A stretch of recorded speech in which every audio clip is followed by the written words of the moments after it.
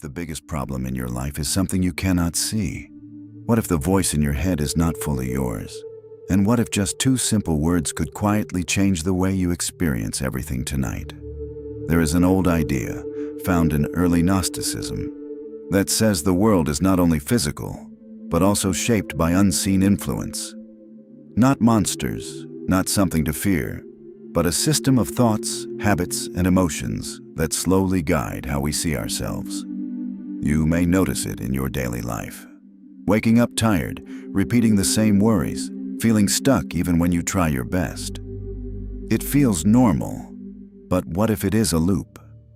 This story explores a hidden teaching connected to Jesus Christ, a simple idea that was never meant to be complex. It suggests that the trap is not outside you, but built through identity, fear, and constant mental noise. And the way out is not struggle, but awareness. Stay with this until the end, because once you understand it clearly, you may never look at your thoughts the same way again. And if this kind of deep, meaningful content speaks to you, make sure to like and subscribe so more people can discover it too. Imagine a man named Ravi who wakes up early every day, works long hours, and still feels tired in a way sleep cannot fix. His body is fine, but something inside feels heavy.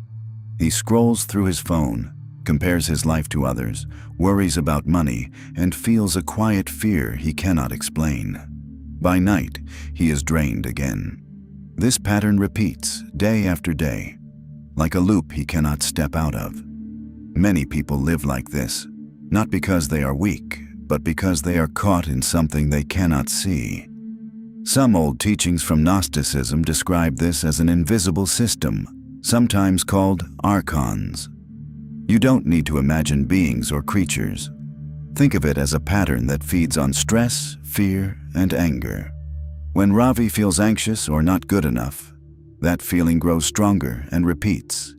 It shapes his thoughts, and his thoughts shape his life. This is how the loop continues. The system works quietly through daily emotions. When you feel fear, you think smaller. When you feel anger, you lose clarity. When you feel doubt, you stop moving forward. These emotions are normal, but when they repeat too often, they begin to control you. It starts to feel like life is happening to you, not through you. The most important part is this. The trap does not look like a trap. It looks like normal life. That is why it is so hard to see. But once you begin to notice the pattern, even a little, something inside you starts to wake up. There is another layer to this story that becomes clearer when you start watching your own thoughts. Think of a woman named Sarah. On the outside, her life looks normal. She has work, family, and daily tasks. But inside her mind, there is a constant voice saying, "I am not doing enough, I will fail," or "others are better than me." This voice feels like it belongs to her, but she never chose it. It just appears and repeats through the day, shaping how she feels and acts. In Gnosticism, this inner noise is sometimes described as part of a deeper control system connected to archons, but in simple real-life terms, it can be understood as learned thinking patterns. From childhood, school, society, and past experiences, the mind collects ideas about who we are. Over time, these ideas start to feel like truth, even when they are not. Sarah begins to notice something important. When she is calm, her mind is quiet. But when she is stressed, the negative voice becomes louder. It reacts to her emotions like a mirror. Fear brings more fear. Doubt brings more doubt. This creates a loop where thoughts and feelings feed each other, making her feel stuck inside her own mind. The key realization is simple but powerful. Not every thought is a fact, and not every thought is you. Some thoughts are just old patterns repeating themselves. When Sarah starts to see this, even a person named Daniel. His life does not change much, but the same problems keep returning in different forms. One job ends, another begins, yet the stress feels the same. One relationship fails, and the next one slowly repeats the same pain. It feels like life is moving forward, but the inner experience stays stuck in a loop. This is what many people quietly go through without understanding why. In the old Gnosticism way of thinking, this repeating pattern is linked to deeper cycles of human experience, sometimes described through the idea of archons and emotional traps. But in simple real-life terms, it can be understood as patterns created by repeated reactions. When Daniel feels hurt, he reacts the same way. When he feels fear, he avoids instead of facing things. Over time, these reactions become habits, and habits become life patterns. The emotional part is important. Every time Daniel reacts with fear, anger, or sadness, the situation becomes stronger in his memory. His mind stores it and uses it again in similar moments. This is why the same kind of problems appear again and again, even with different people or situations. It is not random. It is repetition without awareness. But the deeper truth is simple. The pattern only continues when he does not see it. The moment Daniel begins to notice, this feels familiar, something small changes. That awareness creates space between him and the reaction. And in that space, the loop starts to weaken. After understanding the mind and its patterns, the story now moves into a deeper inner space, where everything becomes very simple, but also very powerful.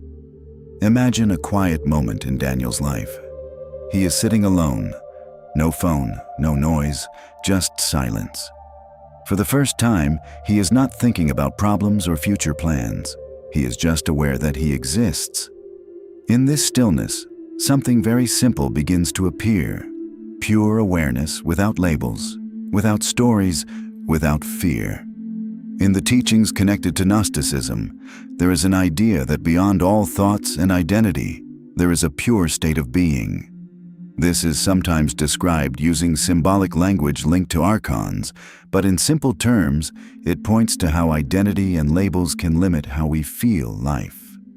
Daniel starts to notice that most of his stress comes from thoughts like, "I am tired," "I am not enough," or "I am stuck." These are not just thoughts. They become identity. Then he learns something very simple but deeply calming. Instead of adding words after "I am," he just says, "I am," and pauses. No story, no judgment, no meaning.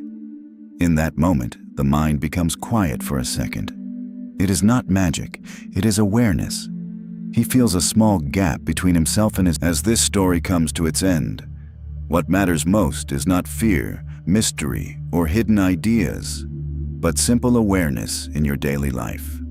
You have seen how stress, worry, and repeated thoughts can slowly build a pattern in the mind. You have also seen how people like Ravi, Sarah, and Daniel feel stuck, not because life is against them, but because the same thoughts and emotions repeat again and again.